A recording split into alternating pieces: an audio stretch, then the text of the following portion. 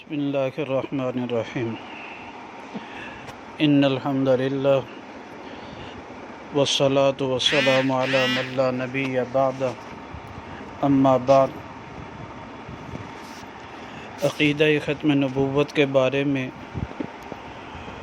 69 number حدیث مبارکہ بیان کی جا رہی ہے۔ یہ حدیث مبارکہ کنز الامال فی سنن الاقوال والافعال میں موجود ہے، جلد نمبر 11 صفحہ نمبر 283 اور رقم الحدیث 32991 ہے۔ نبی پاک صلی اللہ علیہ وسلم فرماتے ہیں، حضرت معاذ رضی اللہ تعالیٰ عنہ اس کے راوی ہیں کہ حضرت علی رضی اللہ تعالیٰ عنہ کو نبی پاک صلی اللہ علیہ وسلم نے فرمایا،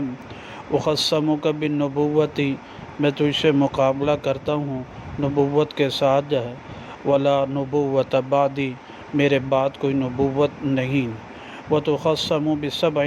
اور تو جھگڑا کیا جائے گا 7 چیزوں کے ساتھ، ولا یحاجک فیہا احد من قریش، لیکن قریش میں سے کوئی بھی تجھ سے مقابلہ نہیں کر سکے گا۔ یہ صفات جو اللہ سبحانہ تعالیٰ نے تجھ میں عطا فرمائی ہیں، پہلی فرمایا انت اولہم ایمانا باللہ، تم ان سے سب سے پہلے اللہ پر ایمان لانے والے ہو۔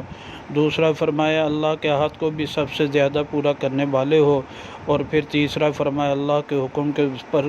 زیادہ قائم رہنے والے ہو، اور برابری درست پر جو ہے تم زیادہ قسم کھانے والے ہو، اور رعیت میں سب سے زیادہ عدل بھی کرنے والے ہو، اور فیصلے میں بہت زیادہ بصیرت رکھنے والے ہوں، وَأَعْظَمُهُمْ عِنْدَ اللَّهِ مَزِيَّةً، اور اللہ سبحانہ وتعالیٰ کے ہاں بہت عظمت بھی رکھنے والے ہو۔ آپ علیہ الصلاۃ والسلام نے حضرت علی رضی اللہ تعالیٰ عنہ کو فرمایا، وَلَا نُبُوَّةَ بَعْدِي، میرے بعد